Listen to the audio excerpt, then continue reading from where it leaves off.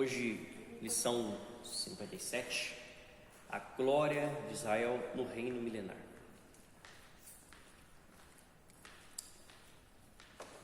Hoje o nosso capítulo é o capítulo 60, nós vamos ler ele todo, são dos versículos 1 até o 22, então Isaías 60, do 1 até o 22, não vai estar lendo um versículo, e vamos ter novamente para o futuro que nos aguarda.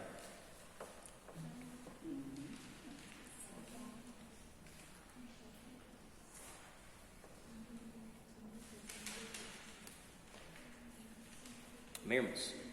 Isaías capítulo 60, versículo de número 1 diz assim: Dispõe-te, resplandece, porque vem a tua luz e a glória do Senhor nasce sobre ti. Só para a gente não perder o tempo aqui. Vamos lá.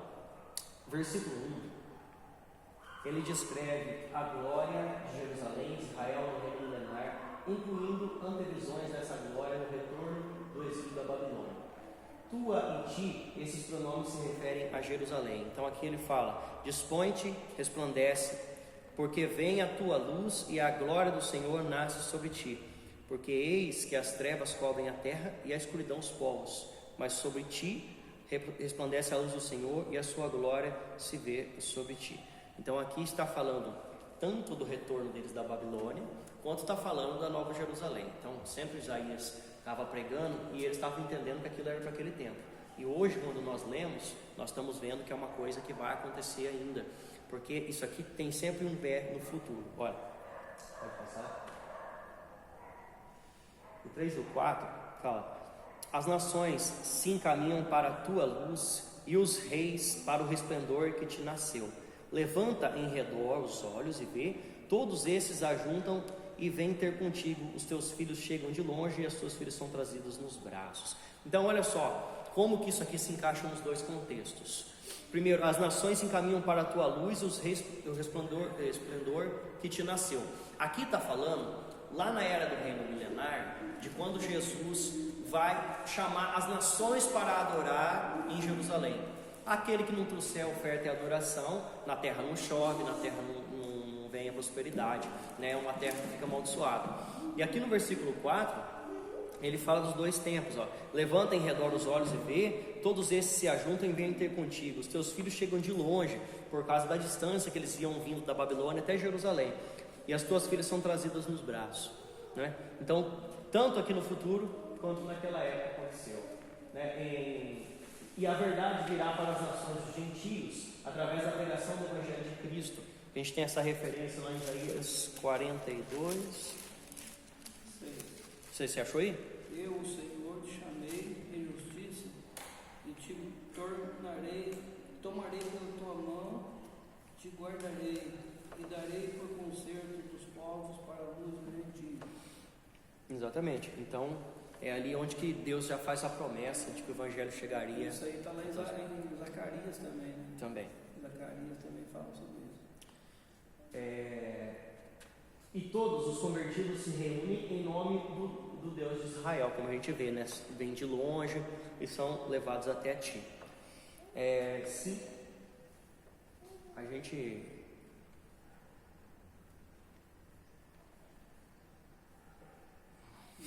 Então a briga do relógio, né? Então o verás e serás radiante de alegria. O teu coração estremecerá e se dilatará de júbilo, porque a abundância do mar se tornará a ti e as riquezas das nações virão a ter contigo. As nações aqui são as ovelhas que Jesus fala lá em Mateus 25, do 31 até o 46. Achou lá? Pode começar a ler já. E quando o Filho do Homem vier em sua glória e todos os santos anjos com ele, então se sentará no trono da sua glória. E todas as nações serão reunidas diante dele e apartará um dos outros, como o pastor aparta dos bodes as ovelhas. E porá as ovelhas à sua direita, mas os bodes à esquerda. Então dirá o rei aos que estiverem à sua direita: vinde, benditos de meu Pai, possui por herança o reino que vós está preparado desde a fundação do mundo. Porque tive fome e deste-me de comer, tive sede e deste-me de beber. Era estrangeiro e hospedaste-me. Estava nu e vestiste-me. Adoeci e visitaste-me. Estive na prisão e foste me ver. Então os justos lhe responderão, dizendo: Senhor, quando te vimos com fome e te demos de comer, ou com sede e te demos de beber? E quando te vimos estrangeiros e te hospedamos, ou nu e te vestimos? E quando te vimos enfermo ou na prisão e fomos ver-te? E respondendo-lhe o rei dirá: Em verdade vos digo que quando os fizeste a um destes meus pequeninos irmãos, a mim o fizestes. Então dirá também aos que estiveram à sua esquerda: Apartai-vos de mim, malditos, para o fogo eterno, preparado para o diabo e seus anjos. Porque tive fome e não me deste de comer, tive sede e não me deste de beber. Sendo estrangeiro, não me recolhestes. Estando nu, não me vestistes, e enfermo na tua prisão, não me visitastes. Então eles também lhe responderão, dizendo: Senhor, quando te vimos com fome, ou com sede, ou estrangeiro, ou nu, ou enfermo, ou na prisão, e não te servimos? Então lhe responderá, dizendo: Em verdade vos digo que, quando um destes pequeninos não o fizeste a mim. Olha só. E aí no finalzinho ele fala: E irão estes para o castigo eterno, porém os justos para a vida eterna. Olha só o que ele está falando aqui sobre a palavra de Deus, sobre a obra que a gente tem que fazer. Todos esses aqui, meus irmãos, eles são filhos de Deus. Os que pregaram, visitaram, vestiram, fizeram a obra de Cristo aqui na terra, e os que não fizeram também são. É como a passagem das virgens. Todas as 5 eram amigas da noiva, e as outras 5 também eram amigas da noiva, né? As 10 virgens, as loucas e as nécias. As que tinham o Espírito Santo sobre a vida delas foram com o noivo. As que não tinham, não tiveram luz para acender, e não encontraram o caminho, e não chegaram até o noivo, e foram comprar de última hora ainda. Aqui ele fala: aquele que fez a vontade de Deus na terra, para uns com os outros, ele não fala assim: você fez para mim, você fez para eles, é como se tivesse feito para mim. Então, se a gente tem nas nossas mãos a obra de Deus para fazer, né, para servir a Deus dentro da casa dele e fora da casa dele, nós temos a capacitação de Deus, os dons, os talentos e a ordem de Cristo para fazer. Quando nós fazemos, vinde benditos do meu Pai. Quando nós negligenciamos de fazer a obra de Deus, e estes irão para o castigo eterno. É isso que acontece, tá? Ele não está falando de pessoas que não serviam a Deus, ele está falando de pessoas que serviam a Deus. Então, é esses cuidados que nós temos que ter quanto ao Evangelho da Palavra. Nós fazermos e não negligenciarmos a obra de Deus. Esse aí, deixa por enquanto. Partilharão das bênçãos do reino milenar. Pode passar.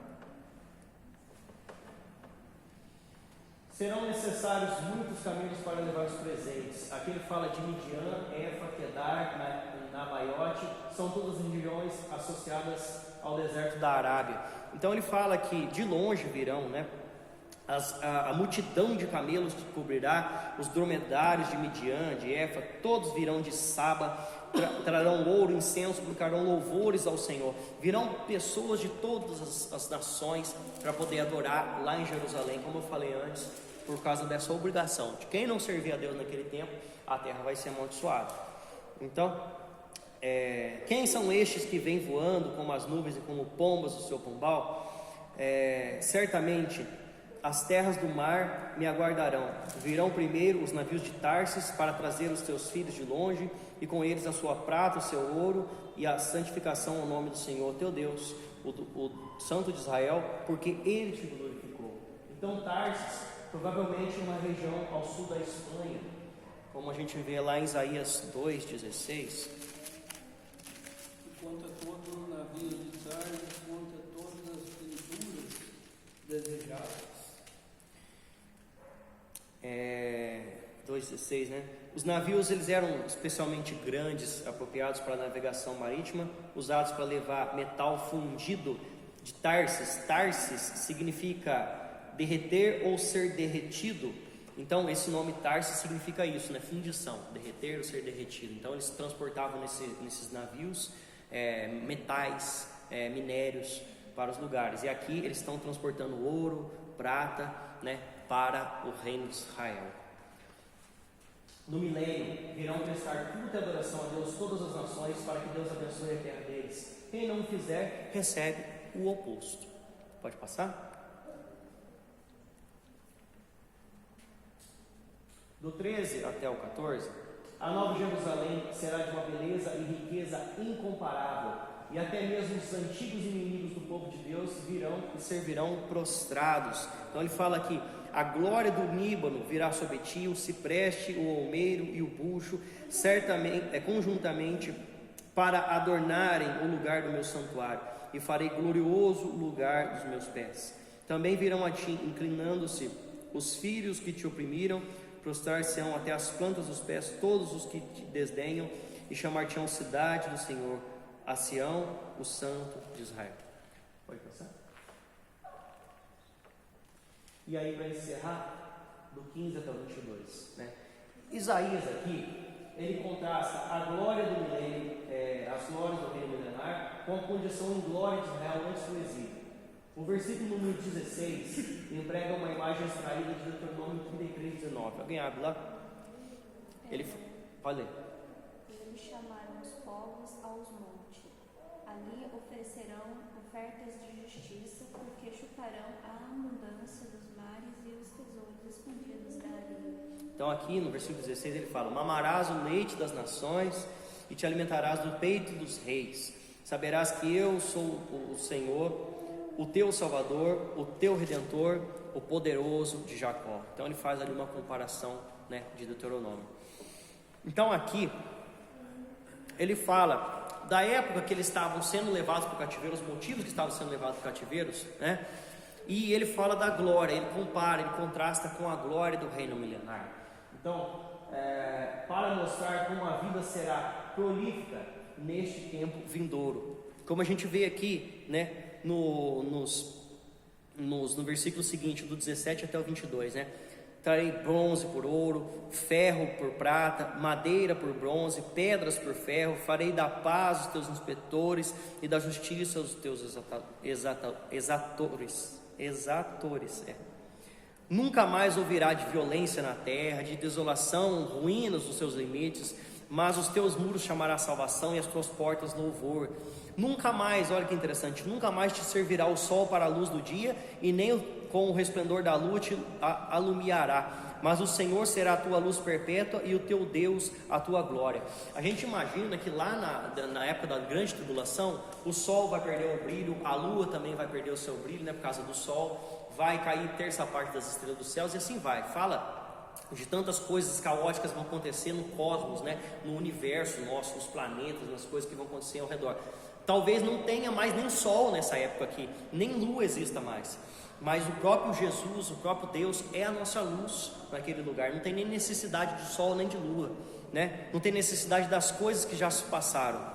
Nunca mais se porá o teu sol e a tua lua minguará, porque o Senhor será a tua luz perpétua, e os dias do luto findarão. Ninguém vai morrer mais, né? Todos os teus povos serão justos, para sempre herdarão a terra, serão renovos por mim plantados, obra das minhas mãos, para que eu seja glorificado. O menor virá a ser 1000 e o mínimo uma nação forte. Eu, Senhor, a seu tempo farei isso prontamente. E é esse tempo que nós estamos aguardando, né? Estamos nos preparando e... É muito triste para aqueles que vai ficar. Olha, todos, a gente não entende muito bem o que está acontecendo. Em parte, a gente entende. Em parte. Um pouquinho. Em parte. Mas, olha, eu estou lendo nesse São Mateus, estou lendo. Porque eu já li a Bíblia inteira, desde que eu converti até agora, li duas vezes. Certo. Então, agora eu leio mais o Novo Testamento. Certo. É um livro muito difícil e é uma coisa muito triste, viu? É. Muito triste. É. Fala para as pessoas que vai ser. Lá no capítulo a gente não tem nem noção, né? No fogo que arde com enxofre, e lá não tem. Não apaga a chama, nem o bicho não morre. Nem o bicho não morre. Então, meus irmãos, primeiramente a gente tem que tomar conta da nossa vida espiritual, manter-nos acesos para que não se apague a chama do Espírito dentro de nós e não sejamos como as nécias, né? As 5 virgens nécias. E também nós temos que fazer a nossa obra para não sermos negligentes quanto ao Evangelho de Cristo, porque se Jesus estivesse fazendo na época que ele fez como nós fazemos hoje, se ele tivesse feito melhor como nós fazemos hoje, né, não teria sido feito nada, né?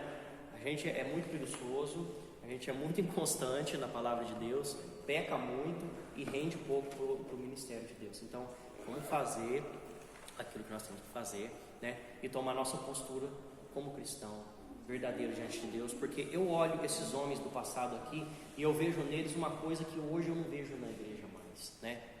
Aquela vontade de servir a Deus, não importa o que acontecesse, porque a gente não vê o tanto que esses homens que sofreram. Esses profetas aqui foram mortos, todos eles foram mortos pelos próprios judeus. A Babilônia, a cidade do grande rei, né? Será que ela é ruim? Não, mas você está falando da Babilônia do Apocalipse? Do Apocalipse. Então, pela interpretação que a gente tem, porque Apocalipse, como a senhora disse, é uma coisa difícil de se entender, e muitos têm várias interpretações, a gente entende que essa grande Babilônia vai ser o reino, lógico, da besta, né? Do falso profeta, do anticristo. Vai ser morada dos demônios. Exatamente. Caiu.